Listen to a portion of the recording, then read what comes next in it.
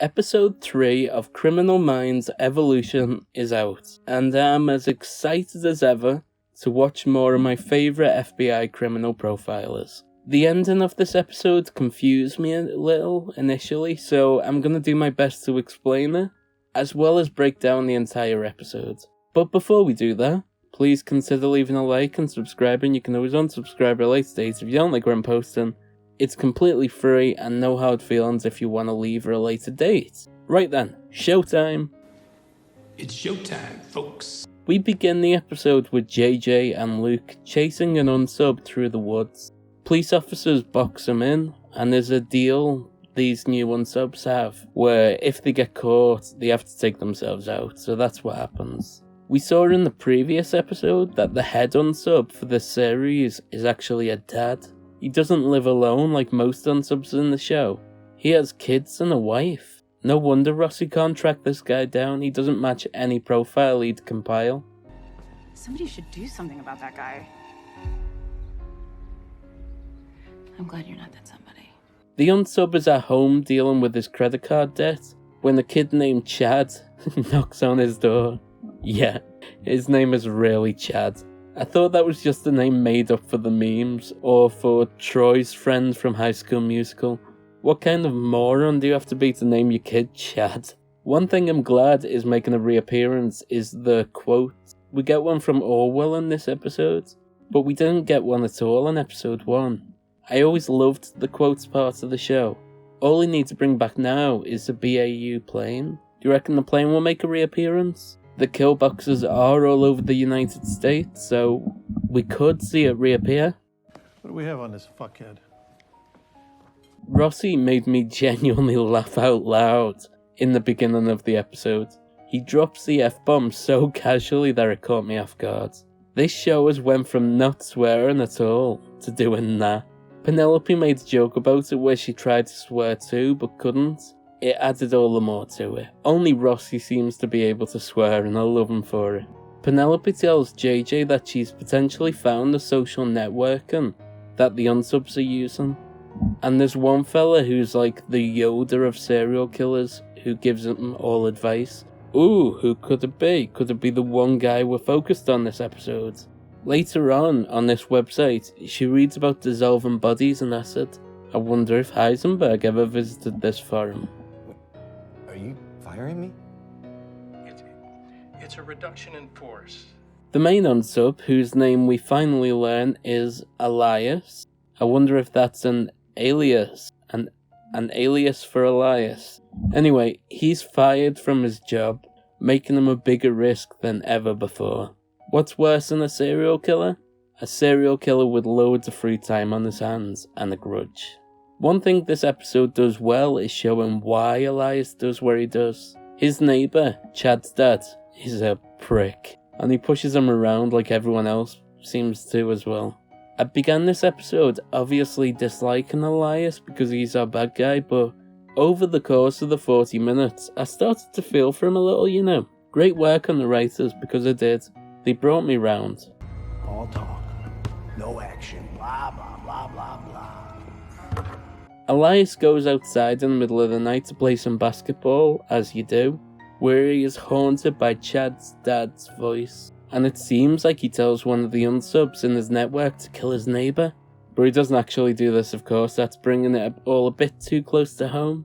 The gang look in the kill kits and discover that they differ between each one. And 3 murder attempts are missing from there. Fire, strangulation, and I can't remember what the other one was. Well, Penelope finds someone on the forum talking about fire, and he has a connection to the Yoda of serial killers, and they track him down to some war veteran, who they believe is about to carry out a kill. We're talking about a disgruntled vet, potentially with an incendiary device in our nation's capital. JJ says that the FBI decided to take cyber more seriously at one point in this episode, and it really made me laugh because it reminded me of that awful CSI spin-off, CSI Cyber, starring Nick Cage's former wife and Tiptoe's star, Patricia Arquette, and the guy with the awful European accent from Ghostbusters 2. We should cover this show on the channel sometime, it's really bad. There was a really cool moment in this episode where the unsub was walking into the park to do a kill, but the guy who wants to shut down the BAU was planning on sniping the guy and killing him. So JJ and Luke run in and they arrest him first, but the cool moment happens in the office, not there. When he was warning Rossi to call off the agents, and Rossi's all like, I didn't even want this job, what are you gonna do? Rossi, if you don't pull your agents away from that target, I will relieve you from your role as BAU team leader. Excellent. I never wanted it in the first place. It was such a classic Criminal Minds gang against authority moment. I loved it. The team is at its best when it's fighting authority, and this episode really showed off why we love them. Oh, and Elias watched the unsub get arrested from behind the park gates, and he's got prison bars around him. Well, the bars of the fence gate. But I suppose that's as good as saying he is arrested in the finale, instead of him dying. I think that's a pretty safe bet. Prentice defends the team against the annoying guy who wants to take down the BAU, because he figures out that Tara is hanging out with her girlfriend or something. I don't know. I wasn't really paying close attention. I don't really care for that storyline. The gang keep talking about how they're trying to find Sicarius, but I don't know why they don't just look in the bargain bin. That movie's been out since like 2015. It should be easy enough to... Oh, that's Sicario. Never mind. Ignore what I was saying. Anyway, the big twist in the end of this episode is that the guy they arrested wasn't planning on killing anyone after all. He was a vigilante, like Batman. And the informant who had been sending information to Penelope for the previous 2 episodes. That really confused me for a moment. I was like, how did they find him then? But then it occurred to me that the entire time he had been pretending to be one of the unsubs on the forum so he could get a job in the network. And then he can take out Elias. He was playing the long con the entire time. Great work. And it turned out that Elias has kidnapped a guy who looks a little like Hal, Chad's dad, and kills him because he knows there would be a giveaway if he killed someone too close to him. I genuinely believed for a moment there that he'd sent one of the people in his network after Hal, but apparently he's too smart for that. And unfortunately we learned why this episode was named Moose.